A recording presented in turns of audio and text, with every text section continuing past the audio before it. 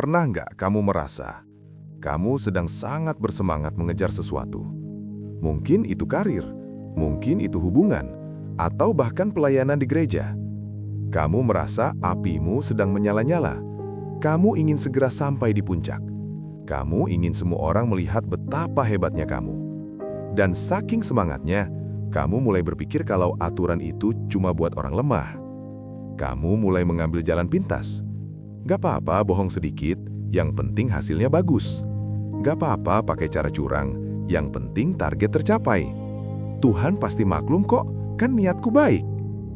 Tapi, bukannya sampai di puncak, kamu malah merasa terbakar.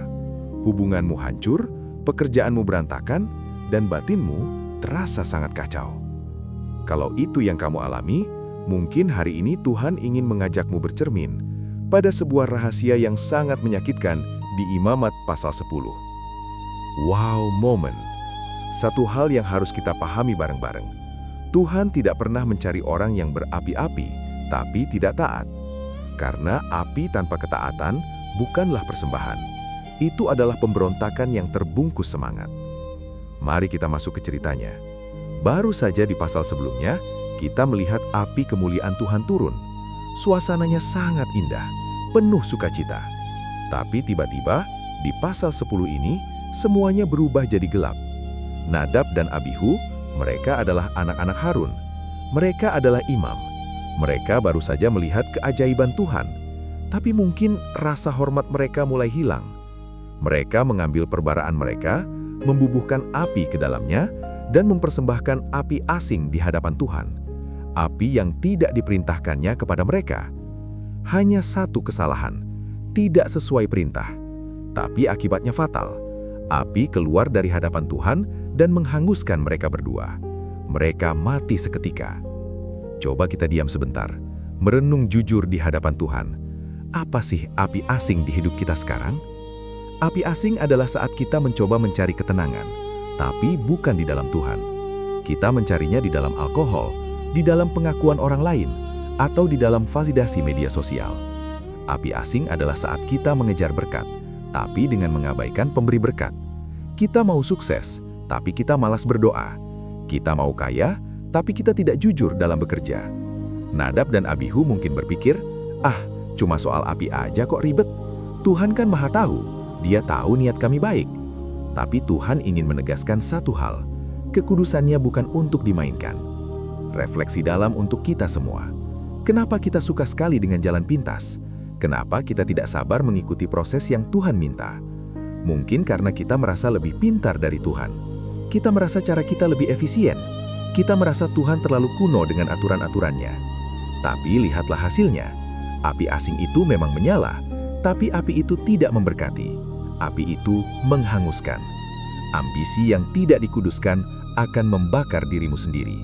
Semangat yang tidak dipimpin Roh Kudus akan membuatmu burnout dan kosong. Ada satu bagian yang sangat menyentuh di pasal ini. Reaksi Harun, ayah mereka. Musa berkata kepada Harun bahwa Tuhan harus dikuduskan. Dan Alkitab mencatat dengan sangat pendek namun sangat dalam. Maka diamlah Harun. Bisa bayangkan hancurnya hati seorang ayah melihat dua anaknya mati di depan matanya sendiri karena kesalahan mereka. Tapi Harun memilih untuk diam. Kadang saat hidup kita kacau karena kesalahan kita sendiri, atau saat kita merasa Tuhan sangat keras mendidik kita, yang kita butuhkan bukan pembelaan diri, yang kita butuhkan adalah diam seperti Harun.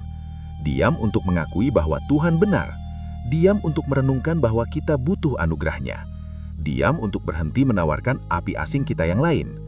Tuhan mau kamu sukses. Tuhan mau kamu bersemangat. Tuhan mau kamu menjadi imam dimanapun kamu berada. Tapi Dia mau kamu melakukannya dengan caranya. Dia mau kamu taat di perkara kecil. Dia mau kamu jujur saat tidak ada yang melihat. Dia mau kamu mengutamakan Dia di atas segala ambisimu. Mungkin saat ini kamu merasa hidupmu sedang hangus. Jangan putus asa. Berhenti menyalahkan keadaan. Berhenti mencari jalan pintas yang baru. Datanglah kembali ke mezbah Tuhan yang benar. Bawa hatimu yang hancur. Katakan, Tuhan, aku menyerahkan ambisiku yang salah. Aku memadamkan api asingku. Nyalakanlah kembali apimu yang murni di dalamku. Cara Tuhan menang atas kekacauanmu adalah dengan memurnikan hatimu terlebih dahulu. Dia mungkin mengizinkan api asingmu padam, supaya kamu bisa merasakan apinya yang sejati. Ingatlah, lebih baik berjalan lambat bersama Tuhan daripada berlari cepat menuju kehancuran dengan cara sendiri. Kekudusan Tuhan bukan untuk menakutimu. Kekudusan Tuhan adalah pagar pelindungmu, supaya kamu tidak terbakar oleh dunia yang jahat ini. Mulai hari ini, tanya dirimu sebelum bertindak. Ini api dari Tuhan atau api asing dari ambisiku sendiri? Tetaplah berjalan dalam ketaatan, karena hanya api dari ketaatanlah yang akan membawa kemuliaan yang permanen. Terima kasih sudah merenung bersama hari ini. Jangan takut untuk mulai lagi dengan cara yang benar. Sampai jumpa di rahasia selanjutnya.